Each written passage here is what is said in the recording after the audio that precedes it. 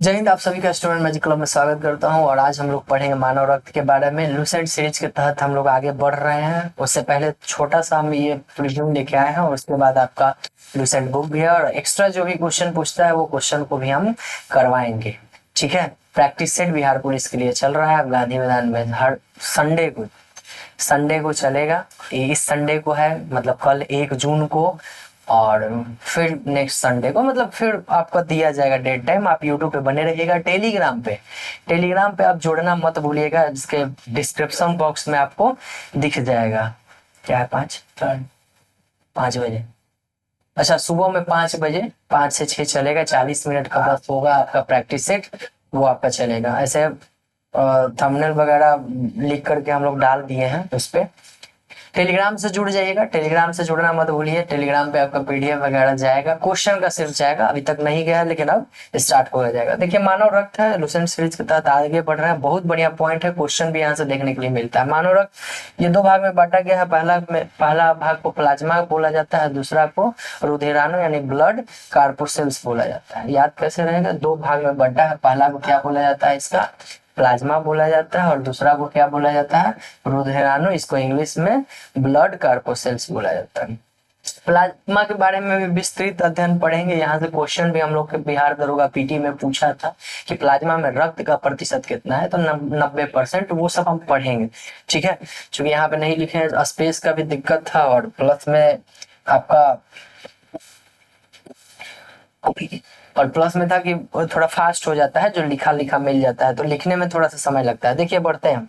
रुधिराणु, देखिए प्लाज्मा 60%, और हर जगह आपको ऑब्जेक्टिव पूछेगा तो 55% आंसर मारिएगा। ठीक है, क्योंकि वहां पे 55% 60 नहीं आपको दिखेगा। उसके बाद ब्लड कार्पोसेल्स है, वो 40% में पाया जाता है। रुधिराणु के 3 भाग होते हैं जो हम लोग पढ़ते हैं, आरबीसी, डब्ल्यूबीसी, प्लेटलेट्स। तीनों के मुख्य मुख्य तीनों में क्या क्या है, तो सबसे पहले जो है इसका नाम याद रखना। आरबीसी यानी रेड बॉल, रेड ब्लड कार्पोसेल्स है, लेकिन हम लोग रेड बॉल याद रखेंगे। रेड बॉल किसी के पास जाता है क्रिकेट खेलने में तो क्या कहते हैं? एरेथ्रोकर, तो एरेथ्रोसाइट इसका नाम है। डब्ल्यूबीसी यानी व्हाइट है। व्हाइट मतलब उजला, उजला लौकेगा, दिखाई देगा, लौकेगा तो ल्यूकोसाइट नाम हो जाएगा। और प्लेटलेट्स को सिर्फ थ्रो करवाना है, एरेथ्रो नहीं, सिर्फ थ्रोम्बोसाइट। ठीक है। आगे है आरबीसी, डब्ल्यूबीसी के सॉरी आरबीसी और प्लेटलेट्स, ये थोड़ा सा सम एक जैसा चलता है। जैसे इसमें केंद्रक नहीं पाया जाता है, इसमें भी केंद्रक नहीं पाया जाता प्लेटलेट, लेकिन लौकने वाला में यानी डब्ल्यूबीसी में क्या होता है? केंद्रक पाया जाता है। जीवन काल आपसे पूछेगा 20 से 120 दिन किसका है? आरबीसी का 20 से 120 दिन है और डब्ल्यूबीसी का 2 से 4 दिन है। ये एक जगह रख दिया इसलिए कि ये थोड़ा इंपॉर्टेंट है और आप कंपेयर करके जल्दी से सीख जाइएगा। ये 3 से 5 दिन है। इमेज बना लीजिए, 20 से 120 दिन, 2 से 4 दिन और 3 से 5 दिन। अब हम लोग आते हैं, जो हम लोग का लूसेंट टॉपिक है उस पे आते हैं। देखिए, बड़ा ध्यान से देखिएगा, एक एक पोर्शन को हम लोग तुरंत समझ जाएंगे। ठीक है। मानव रक्त है, ह्यूमन ब्लड। सबसे पहला, रक्त क्या है? तरल संयोजी उत्तक है। क्या है? संयोजी उत्तक। उत्तक भी हम लोग पढ़ेंगे। तरल है ना, लिक्विड फॉर्म में रहता है, और संयोजी उत्तक है। दूसरा पॉइंट है, मानव शरीर में रक्त की मात्रा जो है पूरे भार का 7% होता है। मान लीजिए आप 100 किलो के हैं तो कितना लीटर आप में रक्त रहेगा? 7%, यानी 7 kg। ठीक है, 7 लीटर रक्त रहेगा। नेक्स्ट पॉइंट है, ये क्षारीय विलयन है, जिसका पीएच वैल्यू क्या होता है? 7.4। यहाँ पे थोड़ा सा समझ लीजिएगा, 7 से नीचे वाला को हम लोग अम्ल बोलते हैं, और 7 से जो ऊपर चला जाता है उसको क्या बोलते हैं? क्षार बोलते हैं। और 0 क्या बोला जाता है? इक्विलिब्रियम में रहेगा, वो समान अवस्था में रहता है। ठीक है। तो यहाँ पे हम लोग देखेंगे एक क्वेश्चन यहाँ से क्या बनाएगा। एक पूछता है प्रबल अम्ल, प्रबल क्षार, प्रबल दुर्बल अम्ल, दुर्बल क्षार। तो ध्यान रखिएगा, जो 7 के करीब रहेगा ना उसको बोला जाता है दुर्बल। 7 के करीब इन सेंस की, जैसे क्षारक पदार्थ जो होता है, पीएच वैल्यू 7 के बाद से उसका स्टार्ट होता है, 14 तक जाता है। ठीक है। और अम्ल का होता है 7 से नीचे से स्टार्ट होता है, 7 से स्लाइडली नीचे से, और कहाँ तक? 1 तक आ जाएगा। ठीक है। तो जो जितना ही नीचे में रहता है अम्लीय ज्यादा रहता है, 7 के करीब रहेगा, 7 के करीब। ये अम्ल क्षार लवण के क्वेश्चन है, लेकिन यहाँ पे पूछता है इसलिए हम बता दिए हैं। ये क्षार से हम समझा देते हैं। क्षार जैसे इसका पीएच वैल्यू है 7.4, तो 7.4 7 के बहुत नजदीक है। क्षार स्टार्ट कितना से होता है? 7 के बाद से स्टार्ट होता है। तो ये दुर्बल क्षार में आ जाएगा। कैसे क्षार में? दुर्बल क्षार में आ जाएगा, याद रखिएगा, दुर्बल क्षार में। ऐसे ध्यान में भी रखना है आपको, ठीक है। आगे बढ़ते हैं हम लोग। एक वयस्क मनुष्य में कितना रहता है औसतन? 5 से 6 लीटर रक्त रहता है। लेकिन आपको स्वस्थ मनुष्य में यहीं पे पूछेगा, स्वस्थ मनुष्य में तो याद रखिएगा, आपसे क्वेश्चन बार बार पूछेगा, 5 से 5.5 लीटर, ठीक है। 5 लीटर से 5.5 लीटर रहता है। वही हम संख्या की बात करें, ये आपका संख्या अगर पूछेगा कि मानव रक्त की संख्या कितना है, तो 5.4 मिलियन मारिएगा। क्या मारना है आपको? 5.4 मिलियन संख्या। ये कुछ एक्स्ट्रा है जो आपको यहीं पे ऐड करना है। देखिए, महिलाओं में पुरुष की तुलना में आधा लीटर कम रहता है, यानी पुरुष में 5.5 लीटर तो महिला में 5 लीटर। 2 प्रकार के रक्त पाए जाते हैं रक्त में पदार्थ, एक है प्लाज्मा और दूसरे में रुधिराणु, जिसको हम लोग ब्लड कार्पोसिल्स कहते हैं, ठीक है। पहले नंबर पे प्लाज्मा। प्लाज्मा से एक क्वेश्चन पूछा था, इसलिए इस पे ध्यान रखिएगा। ये रक्त के अजीवित तरल भाग है, यानी मृत भाग है ये, ठीक है। रक्त का लगभग कितना भाग? 65% भाग घेरे हुए है। लेकिन आपके ऑब्जेक्टिव में बार बार कितना पूछ ऑप्शन में रहता है? 55, तो 55 ही मारना है आपको। भाग प्लाज्मा है। अब देखिए इंपॉर्टेंट क्या है इसमें, 90% भाग क्या है? जल है, VVI है, इसको ध्यान में रखिएगा। 90% जल है। कभी कभी प्रोटीन भी आपसे पूछेगा, तो प्रोटीन कितना है? 7% प्रोटीन है। उसके बाद लवण और ग्लूकोज है। तो ये दोनों का मात्रा हमको याद रखना है, 90% जल और 7% प्रोटीन है। प्लाज्मा के काम क्या है भाई? तो भोजन और हार्मोन के शरीर में क्या करता है? संवहन करवाता है। जितना हम लोग खाना पीना खाते हैं, खाना पीना खा के जो पचा हुआ भाग रहता है, उसको इधर से उधर सब वो जगह जगह पे, मतलब उसके अनुसार, उस प्रोटीन के अनुसार जगह पे पहुंचाने का काम कौन करता है? तो प्लाज्मा करता है। हार्मोन का भी संवहन कौन करता है? तो प्लाज्मा करता है। एक टर्म आपका आएगा सीरम। तो प्लाज्मा से हम फाइब्रिनोजेन नामक प्रोटीन निकाल लेते हैं, तो उसको क्या बोलता है? सेरम। फाइब्रिनोजेन प्रोटीन क्या है? जो रक्त को थक्का बनाता है। क्या बनाता है? रक्त को थक्का बनाता है। आगे हम लोग पढ़ेंगे, रक्त को थक्का बनाता है कौन? फाइब्रिनोजेन। और हिपैरिन क्या करता है? हिपैरिन आपका रक्त का थक्का नहीं बनने देता है। ये थक्का नहीं बनने देता है, नहीं बनने देता है। दोनों कहाँ से उत्पन्न होता है? दोनों बनता कहाँ है? तो यकृत से बनता है। कहाँ से बनता है भाई? तो यकृत से बनता है। कहाँ से बनता है दोनों? तो यकृत से बनता है। इस पॉइंट को हमको क्या करना है? याद रखना है, ठीक है। ये शरीर के अंदर काम करता है हिपैरिन, ये शरीर के बाहर काम करता है। जैसे शरीर के अंदर अगर रक्त का थक्का बन जाता है तो डेंजर हो जाएगा, और कट गया है, जैसे कट गया है तो ब्लड देखते हैं कुछ देर बाद थक्का बन जाता है, तो वो कटना चाहिए। कटने के बाद बाहर निकले तो थक्का बनना चाहिए, वही बाहर बनाता है फाइब्रिनोजेन, अंदर में थक्का नहीं जमने देता है हेपैरिन। तो वही कह रहा है कि अगर प्लाज्मा में से फाइब्रिनोजेन नामक प्रोटीन निकाल लेंगे तो उसको क्या हम लोग बोलेंगे? सेरम बोलेंगे। चलिए आगे है रुधिराणु यानी ब्लड कार्पोसेल। प्लाज्मा के काम हमारा हो गया। दूसरा है ब्लड का। यह शेष भाग 40% भाग में क्या होता है? रुधिराणु होता है। इसके 3 भाग है, वहां हम लोग देखे भी थे, आरबीसी, रेड ब्लड कार्पोसेल, WBC, और रक्त बिंबाणु, जिसको ब्लड प्लेटलेट्स भी कहा जाता है। पहला नंबर पे हम लोग पढ़ेंगे आरबीसी पढ़ेंगे, फुल नाम है रेड ब्लड कार्पोसेल। और जो हम लोग पढ़े हैं, ललका गेंदा जाएगा तो इरेथ्रोकर, इरेथ्रोसाइट। चूंकि इसलिए हम पॉइंट डिनोट करके बता दिए कि आप पूछता है तो में भी एग्जाम में कभी कभी जाना हुआ भी क्वेश्चन गलत होता है, तब यहाँ पे आपका गलत नहीं होगा। स्तनधारियों के लाल रक्त जो है ना, उभया अवतल रहता है। इसका आकार कैसा रहता है? उभरा हुआ अवतल जैसा रहता है, ठीक है। कौन डबल है? डबल लेंस उसमें लगा हुआ, लगेगा कि डबल लेंस टाइप के। इसमें केंद्रक नहीं होता है, पढ़े हैं। अपवाद ऊंट एवं लामा, ये स्तनी है, इसमें आरबीसी में केंद्रक होता है। ये भी आपका पूछता है ऊंट और लामा में क्या होता है? आरबीसी के केंद्रक में, आरबीसी में केंद्रक पाया जाता है। आरबीसी का निर्माण कहाँ होता है? तो बोन मैरो यानी अस्थि मज्जा हड्डी के बीच में होता है, ठीक है।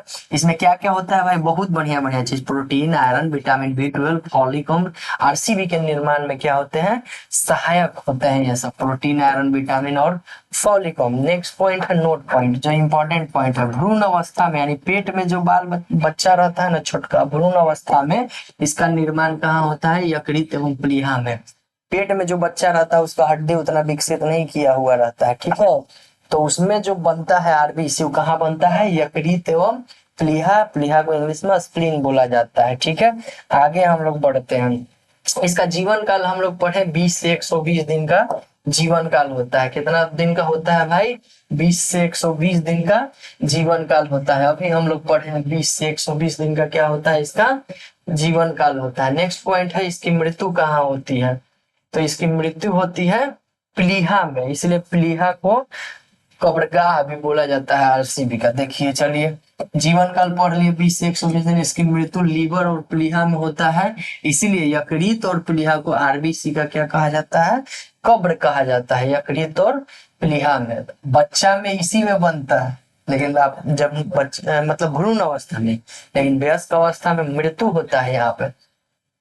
आरबीसी में हीमोग्लोबिन होता है, क्या होता है, हीमोग्लोबिन, और जिसमें हीम नामक क्या है, एक रंजक होता है। इसी के कारण क्या होता है, लाल रंग होता है। आरबीसी मतलब लाल रक्त कणिकाओं का रंग लाल क्यों होता है, तो आपसे पूछेगा, तो हीमोग्लोबिन के कारण होता है। ग्लोबिन में क्या है, तो लोहा पाया जाता है। क्या पाया जाता है, लोहा युक्त प्रोटीन पाया जाता है। ठीक है, बहुत बढ़िया टॉपिक, आप पढ़िए, बहुत मजा आएगा। ठीक है, और छोटा टॉपिक भी है, इसके बाद ऑब्जेक्टिव भी हम लोग करेंगे ना, शानदार ऑब्जेक्टिव करेंगे जो एग्जाम में एकदम पूरा फाड़ चीर दीजिएगा।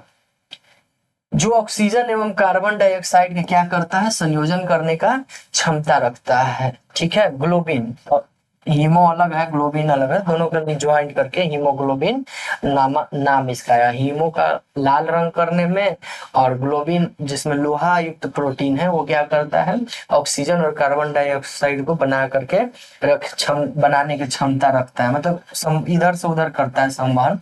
हीमोग्लोबिन में पाए जाने वाले लौह यौगिक को हीमैटिन कहा जाता है। आरसीबी का मुख्य कार्य क्या है, हम लोग पढ़े हैं कि रक्त का काम क्या है, वो हवा को इधर से उधर ले जाना, बढ़िया ऑक्सीजन है उसको लेके जाता है, और CO2 को बाहर निकालना। तो शरीर में ऑक्सीजन पहुंचाना तथा कार्बन डाइऑक्साइड को वापस छोड़ना, ये क्या काम है, आरसीबी का। इंपॉर्टेंट क्वेश्चन पॉइंट है। हीमोग्लोबिन की मात्रा कम होने पर एनीमिया रोग होता है। अगर हीमोग्लोबिन शरीर में कम है तो कौन सा रोग हो जाएगा, आपको एनीमिया रोग होगा। लेकिन यही अगर ज्यादा हो जाता है आपका, तो ये एक नाम है पॉलीसीथेमिया। क्या है, अगर ज्यादा होता है, ये भी आपसे पूछेगा, क्या आ जाएगा, पॉलीसीथेमिया। इसको लिख लीजिए, पॉलीसीथेमिया। अगर ज्यादा होता है हीमोग्लोबिन की मात्रा, तो कौन सा रोग होगा, पॉलीसीथेमिया। ठीक है, सोते वक्त, ये बढ़िया पॉइंट है आपका, जो आपसे पूछेगा बार बार। ठीक है, चलिए, बढ़िया पॉइंट ये है कि सोते वक्त आरबीसी का मात्रा कितना होता है, तो 5% कम हो जाता है। और जो लोग ऊंचाई पे जाते हैं, वहां पे आरबीसी का मात्रा हमारा क्या होता है, बढ़ जाता है। ठीक है, देखिए, सोते वक्त आरबीसी जो है 5% कम हो जाता है, और जो लोग 4200 मीटर के ऊंचाई पे जाते हैं, उनका आरबीसी में 30% की वृद्धि हो जाता है। एक और क्वेश्चन यहाँ पर ध्यान दीजिएगा कि ऊंचाई पे जाने पर अगर पूछेगा आरसीबी के साइज, आरसीबी लिख दी, आरसीबी जीत गया, फाइनल में पहुंच गया, इसीलिए आरसीबी पर ध्यान आ रहा है। चलिए, इस बार हम लोग भी मनाते हैं कि आरसीबी क्या हो, जीते। ये आरबीसी है। ठीक है, आरबीसी के साइज पूछेगा आपसे, साइज पर क्या इफेक्ट पड़ता है, तो ऊपर जाता है तो साइज क्या होता है, बढ़ता है। आपसे स्टेटमेंट जैसा क्वेश्चन इसमें पूछता है, ध्यान रखिएगा।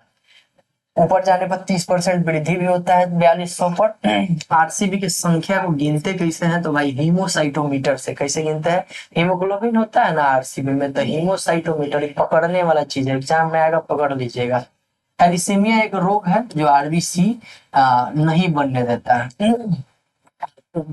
ये वंशानुगत रोग है। ठीक है, वंशानुगत रोग है थैलीसीमिया, ध्यान में रखिएगा। आरबीसी नहीं बनने देता है, थैलीसीमिया रोग हो जाता है। तो नेक्स्ट पॉइंट पे हम लोग आते हैं, आपका डब्ल्यूबीसी।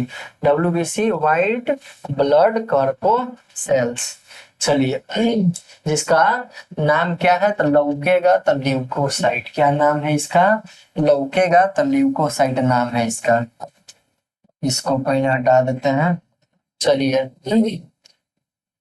देख लीजिए आकार और रचना में कैसा है, अमीबा क्या वो आरबीसी कैसा था, उभय अवतल था, ठीक है। ये अमीबा के समान होता है, इसमें केंद्रक होता है, पढ़े भी हैं। इसका निर्माण बहुत जगह होता है, अस्थि मज्जा में भी होता है, लिम्फ नोड में होता है, और कभी कभी यकृत तथा प्लीहा में भी होता है।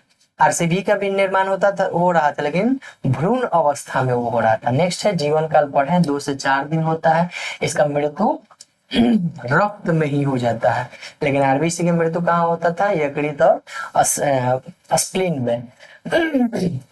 इसका मुख्य कार्य क्या है, तो रोग के संक्रमण से ये बचाता है। आप पे कोई भी संक्रमण जैसा रोग डाल रहा है डेरा, तो उसको ये आने नहीं देगा। नेक्स्ट है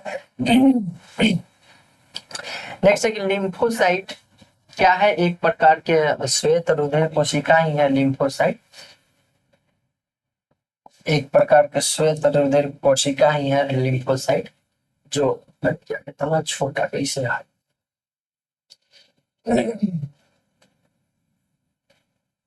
लिम्फोसाइट एक प्रकार के श्वेत रुधिर कोशिकाएं हैं, जो शरीर के प्रतिरक्षा तंत्र की मुख्य कोशिका होती है।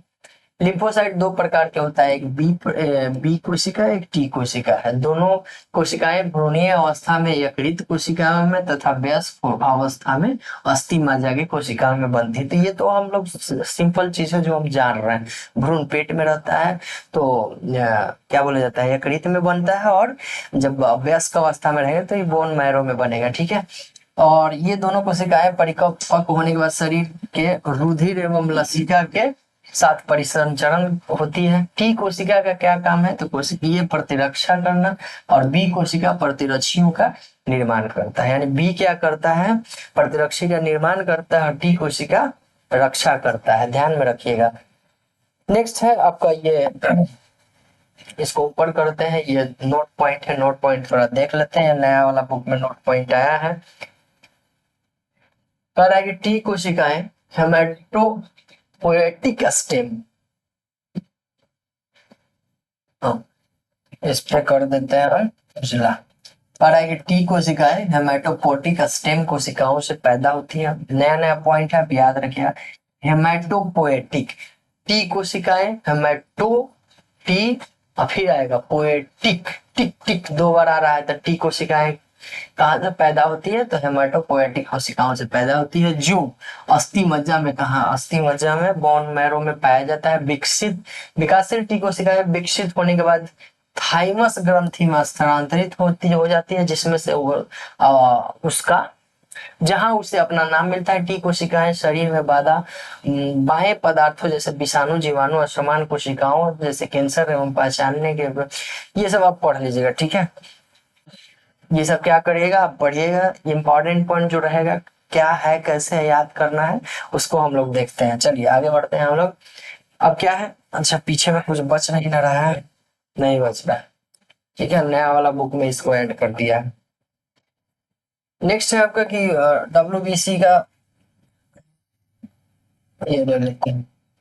डब्ल्यूबीसी का सबसे अधिक भाग जो 60 से 70% पाया जाता है, वो क्या है, न्यूट्रोफिलस कोशिकाएं हैं। क्या है, न्यूट्रोफिलस कोशिकाएं बना होता है। न्यूट्रोफिलस कनिकाएं रोगाणुओं तथा जीवाणुओं को क्या करता है, भक्षण करता है। इसका प्रतिरक्षा प्रणाली है, तो रोगाणु जीवाणु को रोकेगा। तो न्यूट्रो फिलस कोशिकाएं से बनी होती है। अब आते हैं ब्लड प्लेटलेट, जिसको इंग्लिश में क्या बोला जाता है, थ्रो करेंगे, क्या करेंगे, थ्रोम्बोसाइट। यह केवल मनुष्य तथा अन्य स्तनियों के रक्त में पाया जाता है। मनुष्य भी स्तनी है, तो स्तनी के रक्त में पाया जाता है। इसमें भी केंद्रक नहीं होता है आरबीसी की तरह। इसका भी निर्माण कहाँ होता है, अस्थि मज्जा में ही होता है। आरसीबी आरबीसी की तरह जीवन काल 3 से 5 दिन है, और इसका मृत्यु भी देखिए आरबीसी की तरह, ये आरसीबी वाला बार बार आ जा रहा है, आरबीसी, ठीक है। इसका मुख्य कार्य क्या है, रक्त का थक्का बनने में मदद करता है। पूछता है प्लेटलेट्स का क्या काम है, रक्त का थक्का बनने में काम करता है। डेंगू मच्छर काटता है तो प्लेटलेट्स नहीं बन घट जाता है ब्लड में। नोट पॉइंट है कि डेंगू ज्वर के कारण मानव शरीर में प्लेटलेट्स की क्या आती है, कमी हो जाती है। अब आइए, रक्त के बहुत सारा काम हम लोग पढ़े हैं, काम में बहुत सारा पढ़े हैं। तो ऑक्सीजन के वहन करता है, कार्बन डाइऑक्साइड को बाहर निकलता है, बहुत पचे हुए भोजन को संवहन के काम करता है, ठीक है। और भी है, प्रतिरक्षा के काम करता था। तो देखिए क्या क्या काम करता है।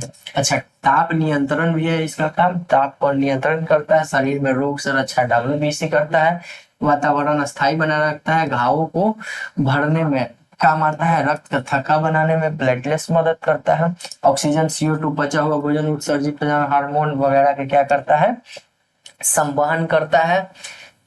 एक और पॉइंट है लैंगिक वर्ण में सहायता करना, अंगों में सहयोग स्थापित करना, ये भी इसी का काम है। अब रक्त के थक्का बनने का प्रक्रिया देखिए, यहाँ से क्या क्या क्वेश्चन निकलेगा बनाएगा वो सब हम आपको एक ही बार में समझाते हैं। ठीक है, सबसे पहले क्या होता है कि स्टार्टिंग में जब लूसेंट पढ़ने लोग बैठते हैं तो पता ही नहीं चलता है कि पढ़ना इसमें क्या है।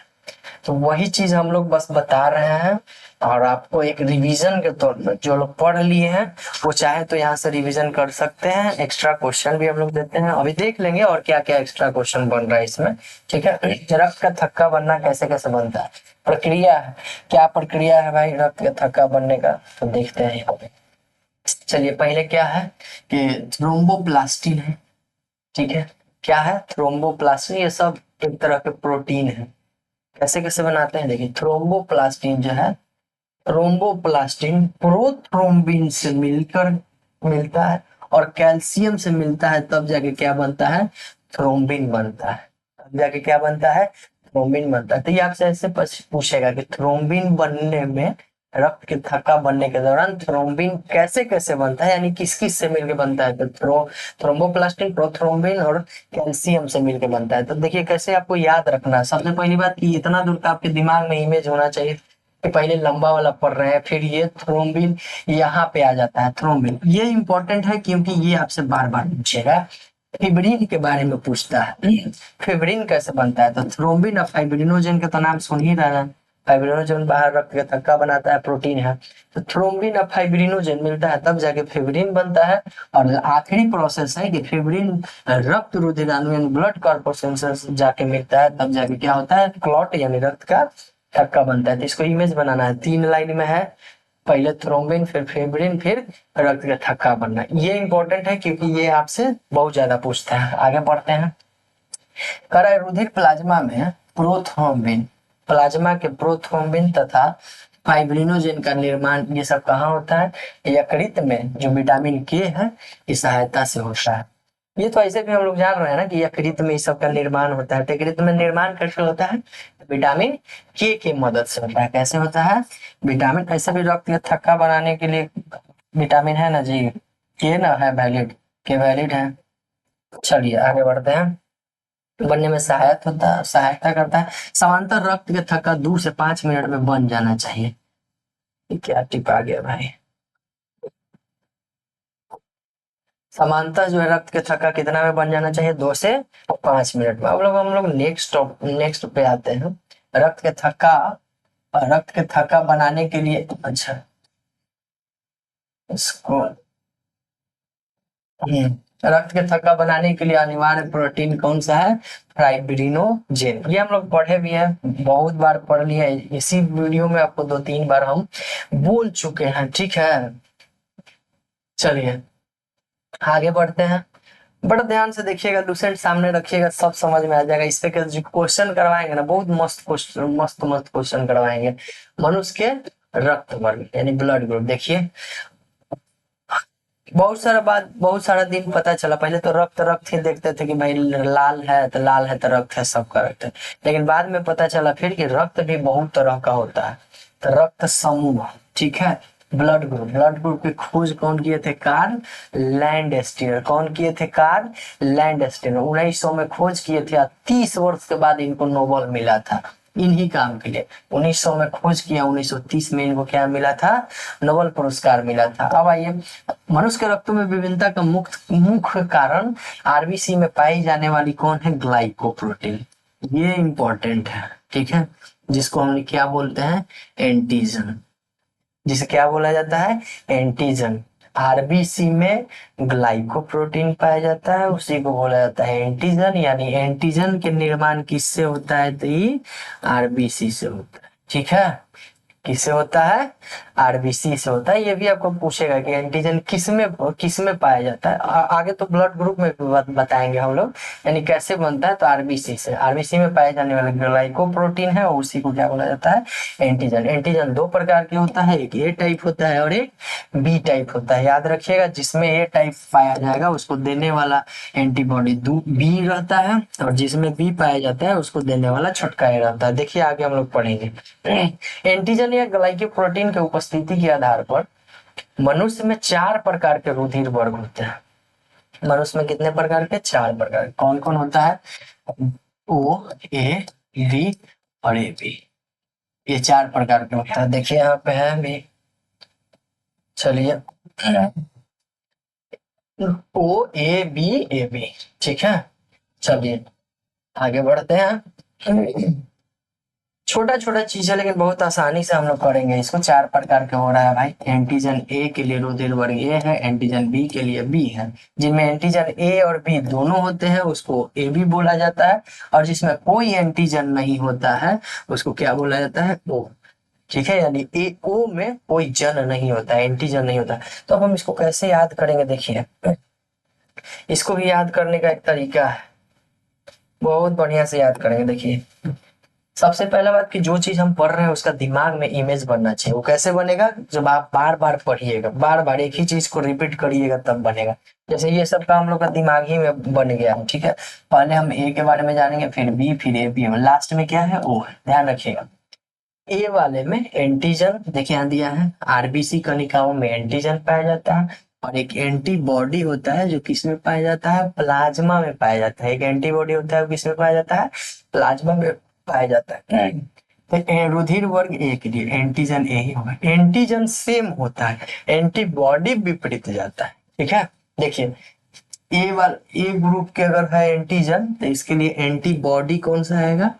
बी। सब क्वेश्चन बनाएगा इसलिए ध्यान से दीजिएगा। रुधिर वर्ग बी के लिए एंटीजन सेम होता है, ब्लड ग्रुप के लिए एंटीजन सेम होता है। अंतर क्या रहता है? बॉडी में अंतर होगा। जन सेम रहेगा, लोग सेम है, बॉडी में अंतर है। लोग सेम है, बॉडी में अंतर है। ए बी के लिए ए बी दोनों एंटीजन होगा, लेकिन एक चीज और ध्यान रखना है कि जहां ए बी एंटीजन दोनों मौजूद है तो यहाँ कोई आएगा?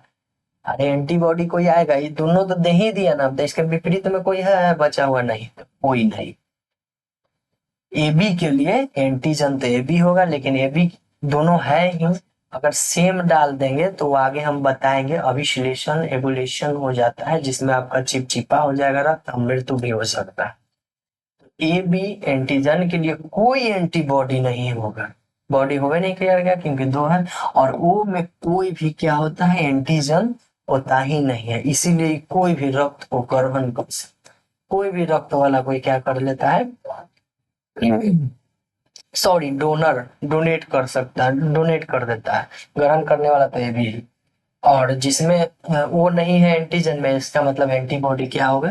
ये भी मौजूद होगा। नेक्स्ट पॉइंट, किसी एंटीजन के अनुपस्थिति में एक विपरीत प्रकार के प्रोटीन रुधिर प्लाज्मा में पाई जाती है, इसी को क्या बोला जाता है? एंटीबॉडी कहा जाता है, ठीक है। जहां पे एंटीजन नहीं है तो वहीं पर क्या बनता है? एंटीबॉडी का निर्माण होता है। ये 2 प्रकार के होता है, वही एंटीबॉडी, छोटका ए छोटका बी, ये जो हम लोग पढ़ेंगे, ठीक है। नेक्स्ट पॉइंट पे हम लोग आते हैं, याद कैसे करना है सब उस पे हम लोग ध्यान देते हैं। रक्त का आधान, रक्त का ट्रांसफॉर्मेशन कैसे होता है? देखिए, ब्लड ट्रांसफॉर्मेशन रखे हुए ना कि किसमें हम कौन ब्लड डालेंगे।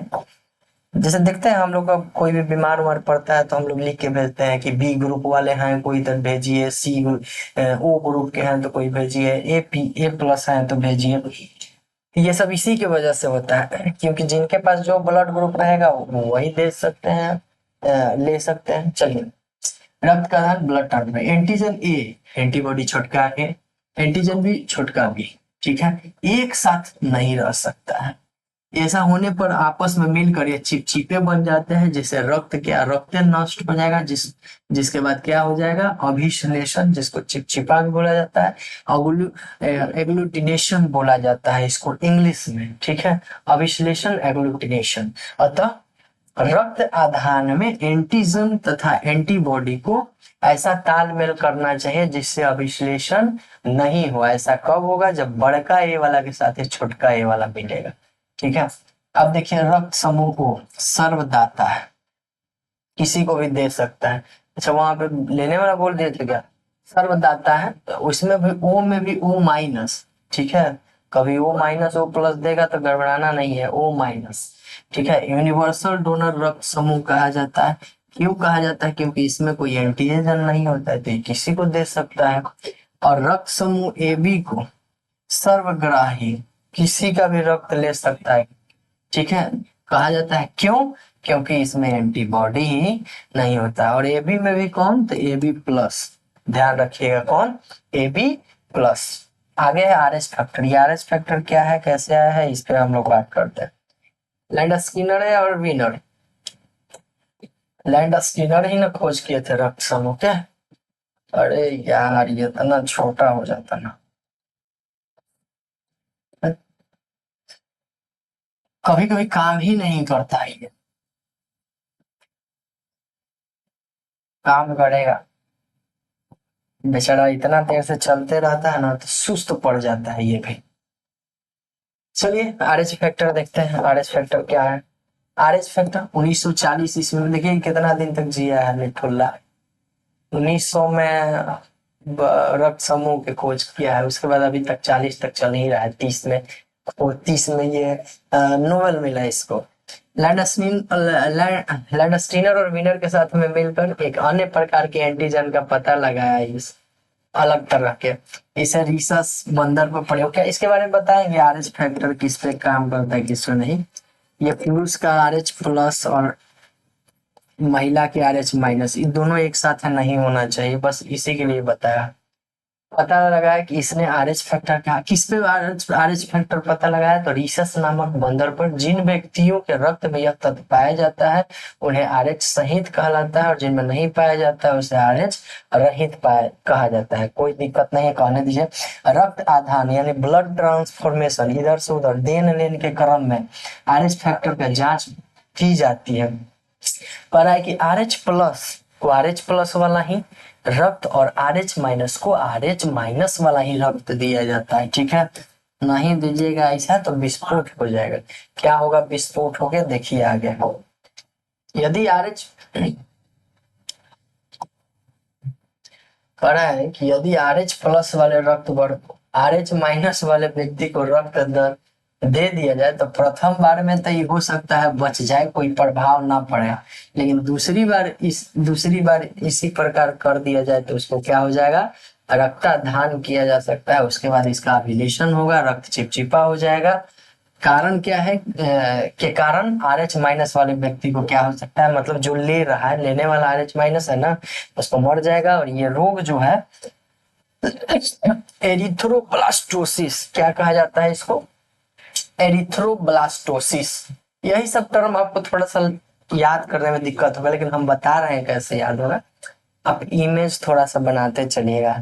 एरिथ्रोब्लास्टोसिस दिमाग में रखिएगा थोड़ा सा, भी तो काम चल जाएगा। एरिथ्रोब्लास्टोसिस फिटेरिस इसको बोला जाता है। इसमें क्या होता है, डायरेक्ट पूछेंगे कैसे होता है, तो आर एच प्लस वाला पुरुष माने पिता, आर एच माइनस वाला माता जब रहेंगी तब ये वाला क्या होता है, रोग उत्पन्न होता है। जन्म लेने वाला शिशु की जन्म से पहले गर्भावस्था में या फिर जन्म के तुरंत बाद ही मृत्यु हो जाती है। ऐसे में प्रथम संतान के बाद ये संतान पर होता है, पहला तो बच जाए लेकिन दूसरा जरूर मर जाएगा। ठीक है, गर्भावस्था में। तो क्वेश्चन पूछता है डायरेक्ट एरिथ्रोब्लास्टोसिस फिटेलिस नामक जो ये रोग है कैसे उत्पन्न होता है, तो आर एच प्लस पिता का और आर एच माइनस माता का ब्लड ग्रुप रहना रहेगा तब। ठीक है, आगे बढ़ते हैं। अब ये टॉपिक है, ये भी बहुत पूछता है। इसको याद करना आसान है, देखिए हम एक ही बार में आपको याद करवा देते हैं। ठीक है, आपको बस एगो याद रखना है कि 3 समूह में दिया हुआ है। माता पिता के बच्चा का दिए हुए हैं। ठीक है, सॉरी माता पिता के हैं, बच्चे में संभावित रोग क्या हो सकता है। अगर माता पिता का ये सब ब्लड ग्रुप रहा तो बेटा में क्या हो सकता है और क्या नहीं हो सकता है। ठीक है, तो हम लोग नहीं वाला नहीं याद करते हैं, हाँ वाला याद करेंगे तो नहीं वाला ऐसे याद हो जाएगा। देखिए अगर ओ गुने ओ है, यानी बाबूजी के भी हो और माता जी के भी हो, तब बेटा क्या होगा, ओ ए होगा। ओ और ए का मिश्रण है तो ओ ए ही होगा, ओ बी का मिश्रण है तो ओ बी होगा। अब देखिए अंतर कहाँ करने का, बड़े ध्यान से देखिएगा इसमें। ओ गुने अगर ए बी आ जाता है तो ओ खत्म हो जाएगा। ठीक है, अगर मान लीजिए पिताजी के ओ है, माता जी के ए बी है, तो देखिए ओ गुने ए बी पर क्या होता है, तो ओ यहाँ पे खत्म है। तो याद हमको किसको रखना है, इसको याद रखना है, ये सब तो आराम से याद रहेगा। अब सुनिए, इसको याद रखना है, ए गुना ए है, हम लोग सोचेंगे कि ए ही होना चाहिए, नहीं, इसमें ओ भी होना चाहिए, ए गुना ए या फिर बी गुना बी। यहाँ पे ये देखिए, ये बी ओ होगा। ठीक है, तो याद हमको यही सब रखना है, ये याद रखना है, ये याद। अब देखिए एक और भी है, इसको याद रखिएगा कि कौन सा माता में कौन पिता में कौन होना चाहिए, ताकि बच्चा में सब के सब हो जाए। तो ए गुने बी, सिंपल ए गुना बी, मतलब ए और बी का मिश्रण मिलता है तो ओ भी हो सकता है, ए भी हो सकता है बच्चा के ब्लड ग्रुप, बी भी हो सकता है, ए बी भी हो सकता है। बाकी देखिए आसान है, ये दोनों एक ही जैसा है, ए गुना ए बी करिए चाहे बी गुना ए बी करिए। अगर ए गुना ए बी करते हैं ए बी, बी गुना ए बी करते हैं तब ए बी ही होगा। ठीक है, और ए बी गुना ए बी करते हैं तब वो नहीं आएगा, लेकिन ए गुना बी करते हैं तब वो आएगा। ठीक है, और ओ गुना ए बी करते हैं तो वो नहीं आएगा। तो ये है वो बच्चा के संभावित, ये सब हो सकते हैं। तो आपसे अगर नहीं पूछेगा तो नहीं बताइएगा, सिर्फ इसी का याद रखना है, 4 गो ब्लड ग्रुप होता है, अगर ओ है तो इसका मतलब 3 गो नहीं वाला है। अगर बच्चा में ओ और ए ग्रुप आ रहा है तो इसका मतलब बी और ए बी जो छूटा हुआ है वो नहीं होगा। 4 गो तो ग्रुप है जी, ए ओ ए बी ए बी। ठीक है, अगर हम याद, ये पाए जाने वाला ए बी है, अगर इसको याद रखते हैं तो नहीं पाने वाला तो ऐसे ही निकल जाएगा। तो हमको बस इतना ही याद रखना है, इस पे नहीं ध्यान देना है।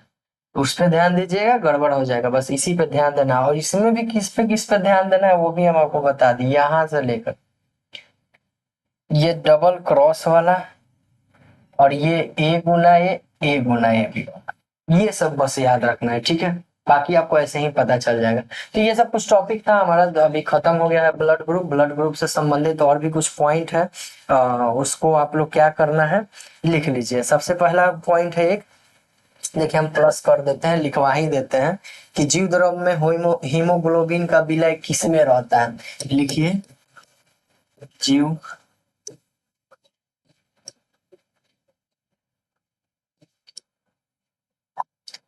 लिखिए, जीव द्रव में हीमोग्लोबिन का विलय किस जीव जंतु में रहता है, तो ये केचुआ में रहता है।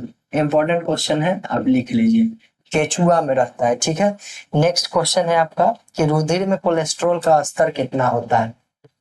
नेक्स्ट क्वेश्चन है, रुधिर में कोलेस्ट्रॉल, इसको लिख लेना चाहिए था, लेट हो रहा है, कोलेस्ट्रॉल की मात्रा। लेकिन आप लोग देखिए, इसको देखिएगा तो ध्यान में रहेगा, ये 180 से लेकर के 180 से लेकर के 200 तक रहता है। ठीक है, 180 से लेकर के 200 रहता है, एम जी। एक और है CO2, कार्बन डाइऑक्साइड को, CO2 को संवहनीय दे रहा है, CO2 को परिवहन, क्या लिख रहा है, CO2 को परिवहनित किसके द्वारा होता है, परिवहनित, यानी CO2 को परिवहन कौन करता है, तो सोडियम बाइकार्बोनेट NaHCO3। ठीक है, ये भी बहुत बढ़िया क्वेश्चन है। और देख रहे हैं क्या क्वेश्चन है, हाँ एक और क्वेश्चन था आपका, WBC में सबसे बड़ा WBC कौन होता है, तो मोनोसाइट। WBC सबसे बड़ा ये कौन होता है, मोनोसाइट होता है। ये कुछ अलग से हम लोग लूसेंट में लिखे रहता है क्वेश्चन, उसको अब याद करना रहता है। ठीक है, और हम लोग याद किए हुए भी रहते हैं, अभी थोड़ा सा लिखवाने के समय में होता है दिमाग से निकल जाता है, लेकिन ऐसे आपको ऑब्जेक्टिव टाइप पे हम लोग का ध्यान में रहता है, कभी भी आता है तो टिक कर देते हैं। ठीक है, एक और आपसे पूछेगा कि रक्त में ग्लूकोज का स्तर कैसे दर्शाया जाता है? स्तर कैसे दर्शाया जाता है? तो मिलीग्राम पर डेसीलीटर में। ठीक है, मिलीग्राम पर डेसीलीटर में। और देख रहे हैं क्या कुछ बच रहा है। हाँ, रुधिर वर्ग किस पर निर्भर करता है? तो जीन पे। बहुत इंपॉर्टेंट क्वेश्चन है। रुधिर वर्ग किस पे, ये आप जरूर याद रखिएगा। रुधिर वर्ग किस पर निर्भर करता है? ये किस पे करता है? जीन पे। ठीक है, इसको हमको लिख लेना चाहिए था पहले ही, दो तीन और पॉइंट था।